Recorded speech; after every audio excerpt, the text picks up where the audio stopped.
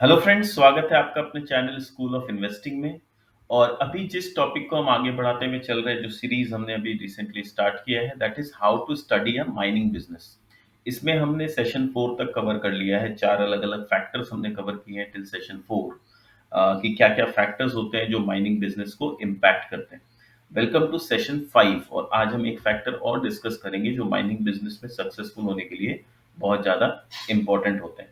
अगर आपने अभी तक सेशन 1 से सेशन 4 नहीं देखा है, तो मैं ऊपर आई बटन में अपने प्लेलिस्ट का लिंक दे दूंगा, और वहां पर जाके विजिट करके आप सेशन 1 से सेशन 4 भी देख सकते हैं। इनफैक्ट आई वुड सजेस्ट कि आप step by step, session bye session video को देखें, ताकि आपको जो स्टेप स्ट्रक्चरल वे में जो नॉलेज मिलेगा ना, स्टेप बाय स्टेप आप आगे बढ़ पाओगे कि अच्छा पहला फैक्टर ये है, दूसरा फैक्टर ये है, तीसरा, इस तरह से आप सीख पाओगे। तो चलिए अपने सेशन 5 को आगे बढ़ाते हैं और देखते हैं कि फिफ्थ फैक्टर कौन सा है जो कि बिजनेस को इम्पैक्ट करता है। तो large scale of mining operation is competitive advantage.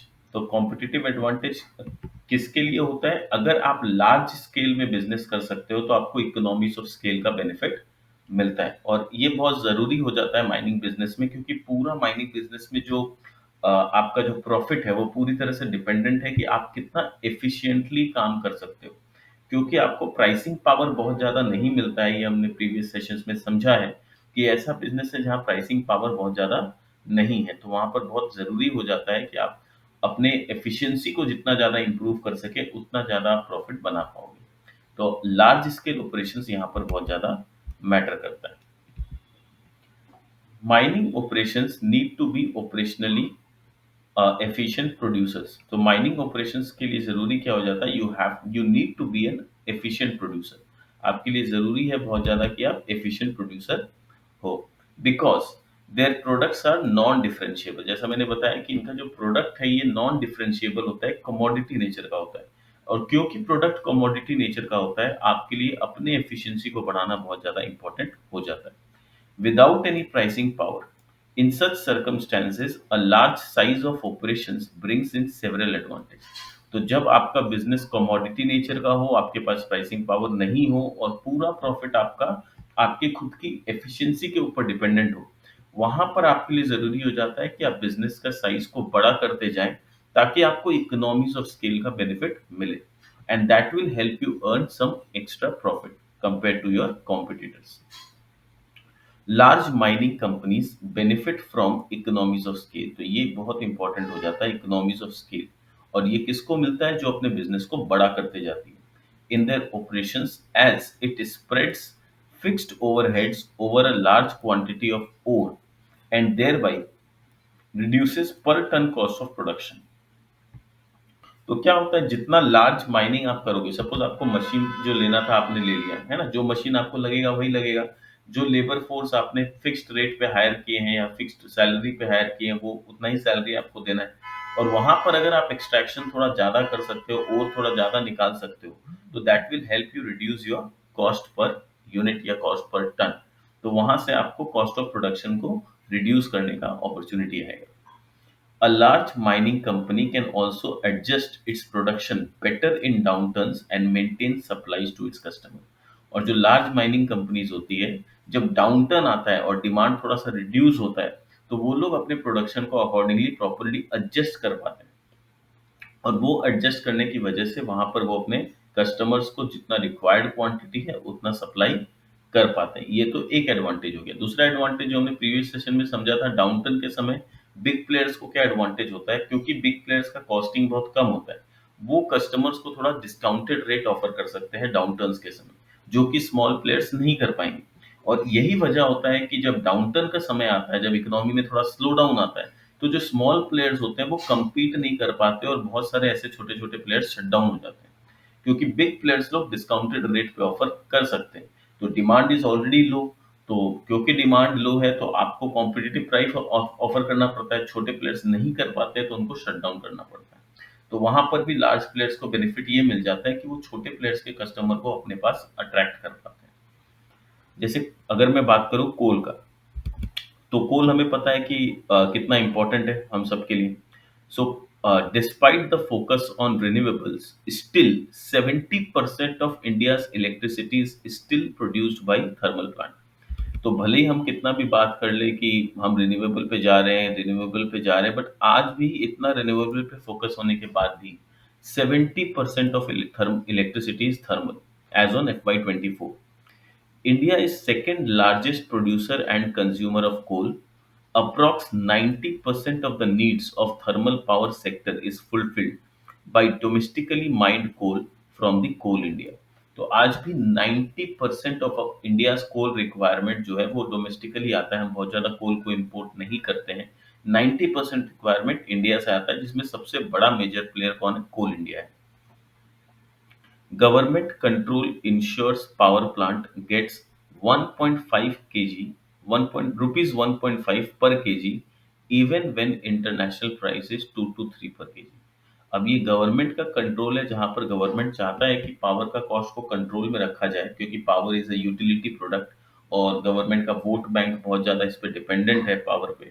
तो गवर्नमेंट उसको कंट्रोल करने के लिए क्या करते हैं कि गवर्नमेंट मेक श्योर कि कोल इंडिया से या कोई भी कोल माइन से जो थर्मल पावर स्टेशन है, जो लोग इलेक्ट्रिसिटी बना रहे हैं, उनको कोल 1.5 पर केजी के रेट पे मिले, या थोड़ा बहुत ऊपर नीचे as per the industry requirements, but बहुत ज्यादा रेट ऊपर ना हो।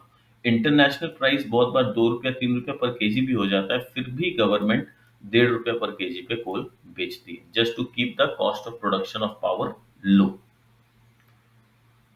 The thermal power sector went through multiple problems from the year 2013 to 2022। ये जो 8-9 साल था, ये थर्मल पावर सेक्टर के लिए काफी खराब था, इंक्लूडिंग बैंकिंग एनपीएस। और यहाँ तक ऐसा था कि जो थर्मल पावर जनरेटिंग कंपनीज है, वो लोग भी बैंक के लोन्स को चुका नहीं पा रही थी। Also government focus too much on sectors over 2015 to 19 until realized Chinese dominance in the sector। तो गवर्नमेंट भी काफी फोकस कर रही थी इस सेक्टर पे 2015 से 19 तक। बाद में गवर्नमेंट ने रियलाइज किया कि ये पूरा जो इतना ट्रबल है हमारे पावर सेक्टर में, वो चाइनीज डोमिनेंस की वजह से है। ESG narrative was gaining attraction across the world. Europeans were shuffling down coal fired power plants।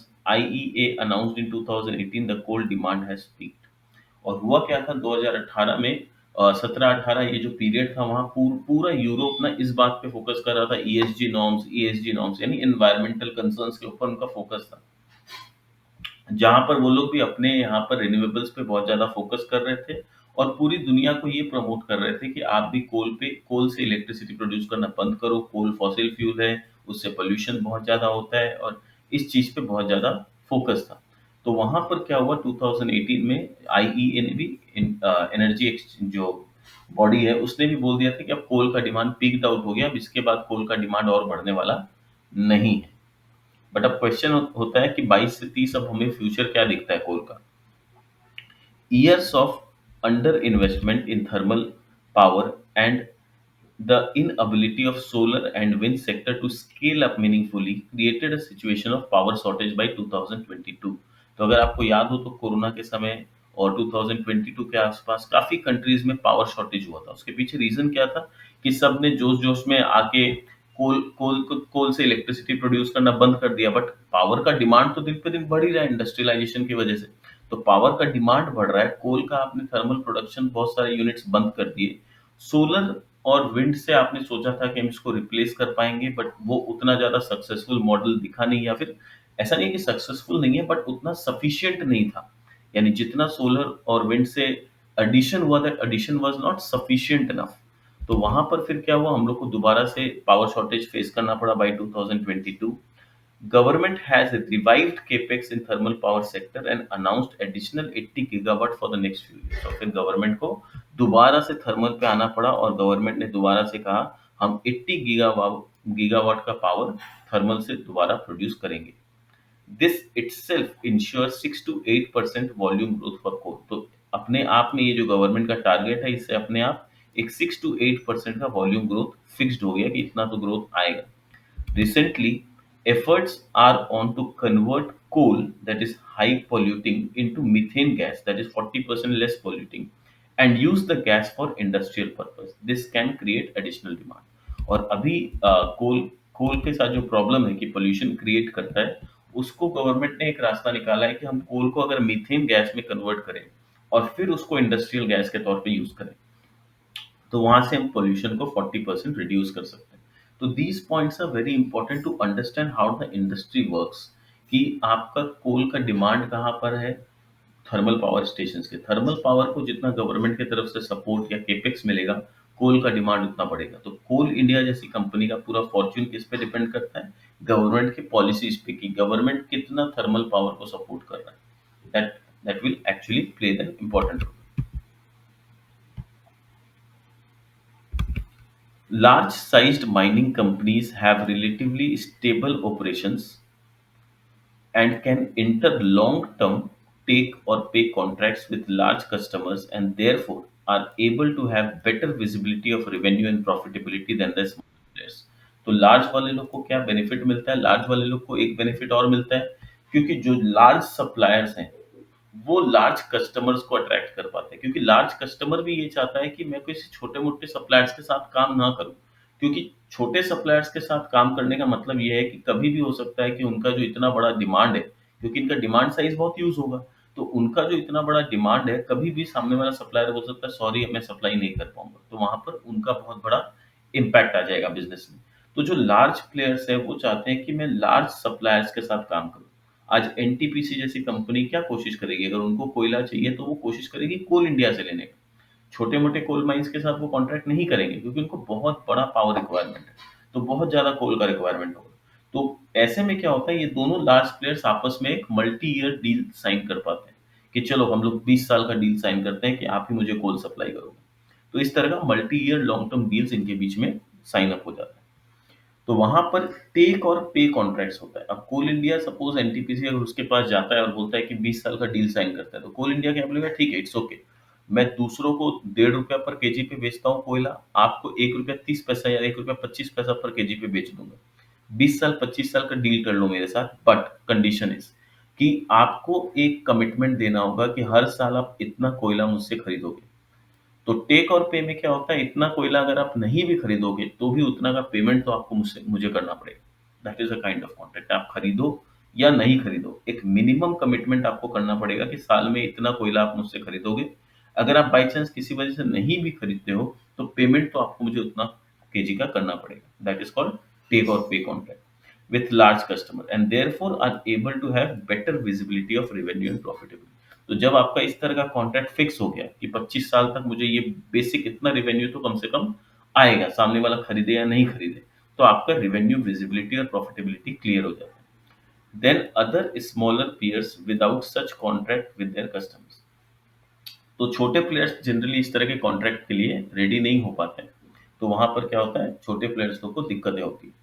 More over, a large mining company is in better position to withstand cyclical downturns। और जो large mining company है वो cyclical downturns जो आएगा उसको भी better way से handle कर सकता है, as it might have more diversified operations which helps it reduce the impact of cyclicality। तो जो बड़े प्लेयर्स हैं, बड़े माइनिंग कंपनीज हैं, उनके पास क्या होता है, डाइवर्सिफाइड ऑपरेशंस होता है। उनके पास हो सकता है 2-3 अलग-अलग वैरायटी ऑफ माइंस हो, कि एक जगह अलग-अलग स्टेट्स में माइंस हो, कि एक स्टेट में अगर माइनिंग किसी वजह से बाढ़ आ गया या बारिश ज़्यादा हो गया और वहाँ माइनिंग एक्टिविटी रुक गया, तो वो दूसरे स्टेट में अपना माइनिंग एक्टिविटी बढ़ा सकते हैं। या फिर उनके पास सिर्फ एक प्रोडक्ट नहीं है, आयरन ओर के साथ-साथ वो मान लो मैंगनीज का और अदर प्रोडक्ट्स का माइनिंग भी कर रहे हैं। तो वहाँ पर क्या हो जाता है, अगर एक पर्टिकुलर प्रोडक्ट में डिमांड में स्लो डाउन है, दूसरे प्रोडक्ट में अगर डिमांड अच्छा है, तो वो वहाँ पर अपने बिजनेस को थोड़ा-सा बढ़ा सकते हैं। तो इस तरह से वो डाइवर्सिफाइड ऑपरेशंस होने की वजह से सिक्लिकैलिटी एलिमेंट को वो लोग रिड्यूस कर पाते हैं। In addition it comparatively has easier access to financing, then it maintains expense when cash flow from operations declines. तो साथ-साथ एक एडवांटेज और हो जाता है, it comparatively has easier access to financing. तो क्योंकि इनका बैलेंस शीट स्ट्रांग होता है, साइज बड़ा होता है, तो बैंक से इनको फाइनेंस मिलना थोड़ा आसान हो जाता है, जिसकी वजह से क्या होता है, कभी अगर कैश फ्लो थोड़ा सा डिक्लाइन भी होता है और इनको वर्किंग कैपिटल के लिए लोन की जरूरत भी होती है, तो बैंक से इनको लोन मिलना काफी ईजी हो जाता है। अभी ऑयल एंड गैस सेक्टर का अगर बात करें तो how it works, how important is oil and gas? Almost 99% of the transport sector still runs on oil and gas। चाहे वो ट्रक ले लो, कार ले लो, टू व्हीलर, एयरप्लेन, शिप, जितना भी है, सब आज भी मोर और लेस ऑयल एंड गैस के ऊपर डिपेंडेंट है। India imports 88% of its oil requirement, 50% of its gas requirement. तो ऑयल यानी क्रूड ऑयल, गैस यानी नेचुरल गैस। तो इंडिया को आज भी इंडिया इंपोर्ट पे बहुत ज्यादा डिपेंडेंट है। अपने क्रूड ऑयल का 88% हमें इंपोर्ट करना पड़ता है और नेचुरल गैस का 50% ऑफ द रिक्वायरमेंट हम इंपोर्ट करते हैं। Thanks to cheap Russian oil, our dependence on Middle East has declined from 70% to 35%। और रशिया यूक्रेन वॉर के बाद क्योंकि हमें रशिया से काफी सस्ते में ऑयल मिल रहा है, तो मिडिल ईस्ट पे हमारा जो डिपेंडेंस है वो 70% से घट के आज 35% हो गया। Oil and gas is largest imported item and drags our current account and currency. तो ऑयल एंड गैस की वो सबसे ज्यादा रिक्वायरमेंट है जिसके ऊपर हमारा सबसे ज्यादा माना गवर्नमेंट का जो कमाई है ना, अगर सबसे ज्यादा कहीं खर्च होता है तो ये ऑयल एंड गैस के ऊपर ही होता है, और यही हमारे करंट अकाउंट बैलेंस को काफी डेंट पहुंचाता है। यानी सबसे ज्यादा आउटफ्लो जो है हमारा आज क्रूड ऑयल की इंपोर्ट्स और नेचुरल गैस के इंपोर्ट पे ही खर्च होता है। What about ESG and EV threat? अब ईएसजी और ईवी का थ्रेट कैसे काम करेगा?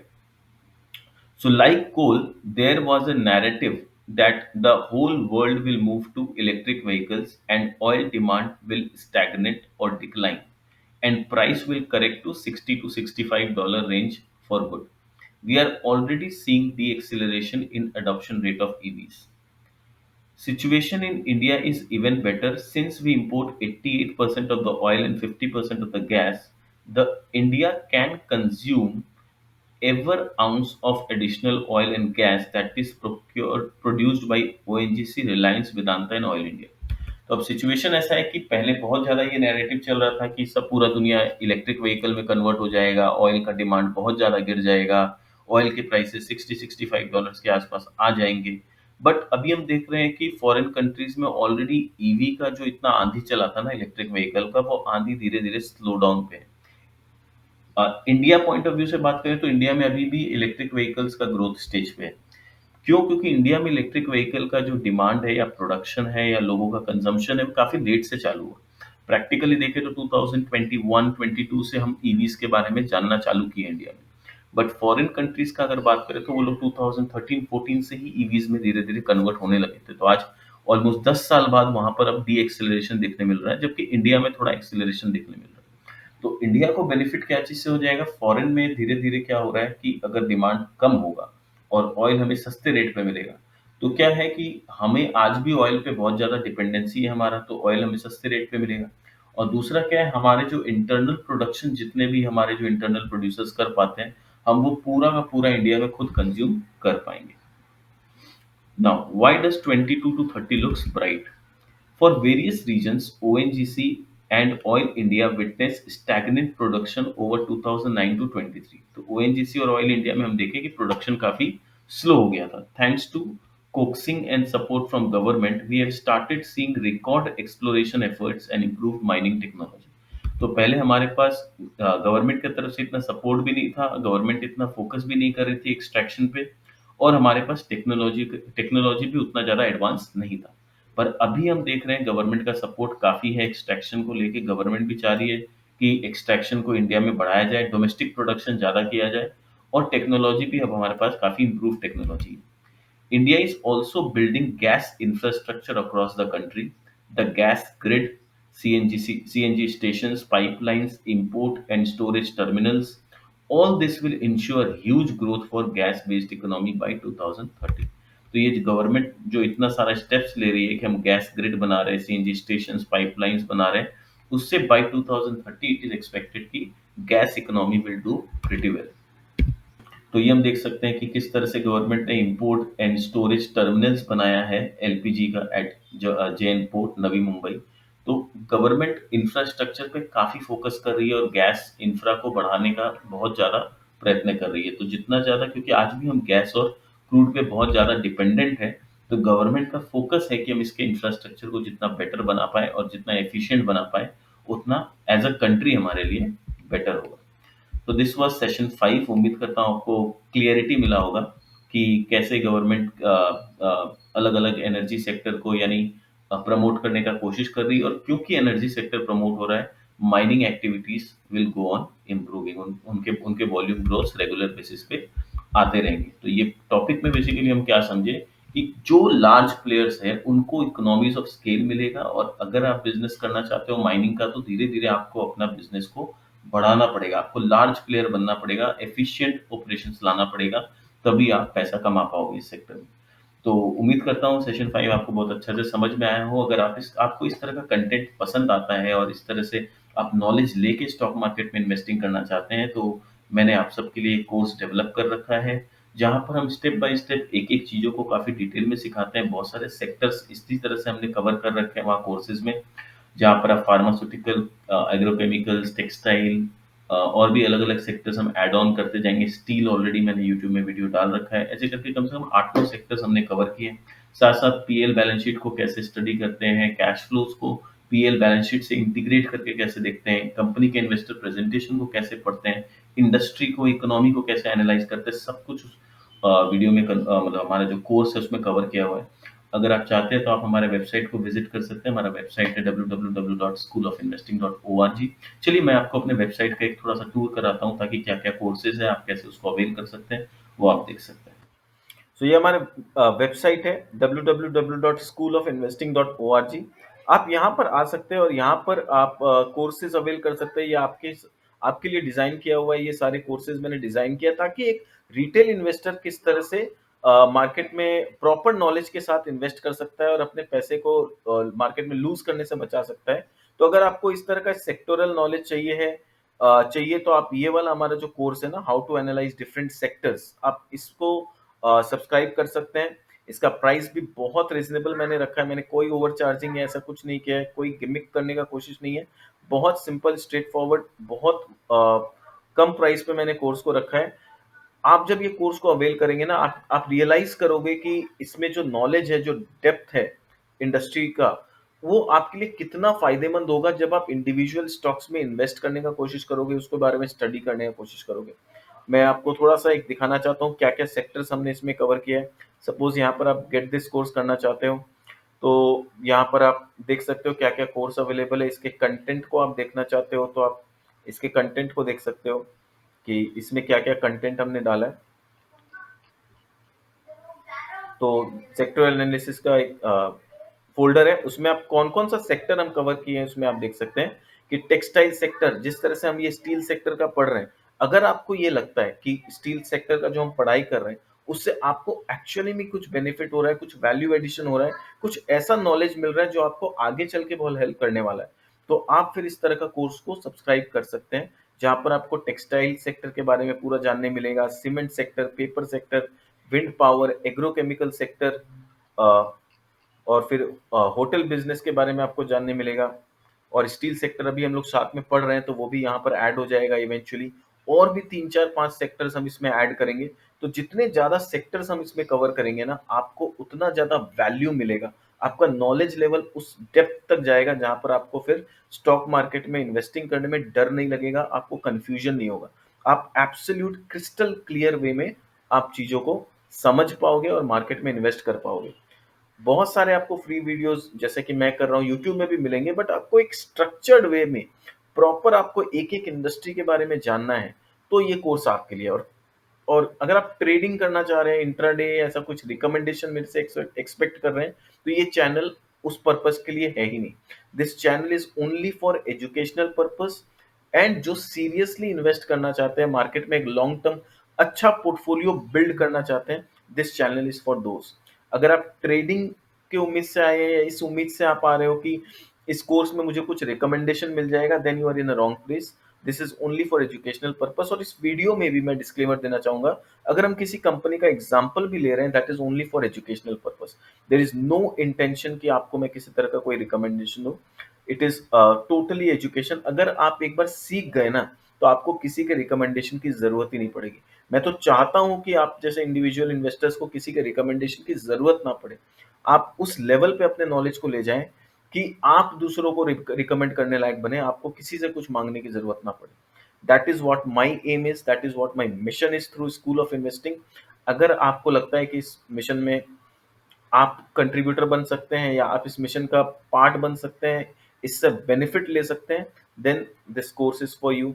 और भी कोर्सेज हैं हमारे पास, जैसे सेक्टर का मैंने बताया। सेक्टर के अलावा जैसे अगर कोई बेसिक है जो एकदम फर्स्ट लेवल पे इंडिविजुअल स्टार्ट करना चाहते हैं, वो ये वाला कोर्स कर सकते हैं, जहाँ पर PL, balance sheet, cash flow को कैसे स्टडी करते हैं, कंपनी के इन्वेस्टर प्रेजेंटेशन को कैसे स्टडी करते हैं, वहां से डेटा निकाल के कैसे पीएल बैलेंस शीट से एनालाइज किया जाता है, वो अगर आपको समझना है तो आप ये कोर्स ले सकते हैं। And this is our complete course, जो थोड़ा एडवांस्ड लेवल पे रिसर्च को ले जाना चाहते हैं और एक प्रोफेशनल ग्रेड ऑफ रिसर्च करना चाहते हैं, this course is for them. अगर कोई ये कोर्स सब्सक्राइब कर रहा है तो उनको ये 2 कोर्स लेने की ज़रूरत नहीं है, because these 2 courses are already included in this. तो either you can go for this, जहाँ पर ऑलरेडी आपको ये दोनों कोर्स मिल जाएगा, और एल्स आप इन दोनों में से कोई एक ले सकते हैं।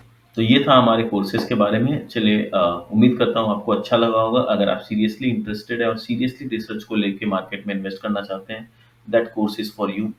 उम्मीद करता हूँ आप हम आगे बढ़ेंगे और नेक्स्ट सेशन में फिर से मिलते हैं हमारे नए टॉपिक के साथ। तो चलिए आगे बढ़ते हैं और मतलब और आज के सेशन को तो यहीं ख़त्म करेंगे, पर आगे जब हम बढ़ेंगे तो हम देखेंगे कि नया टॉपिक हमारे लिए क्या है।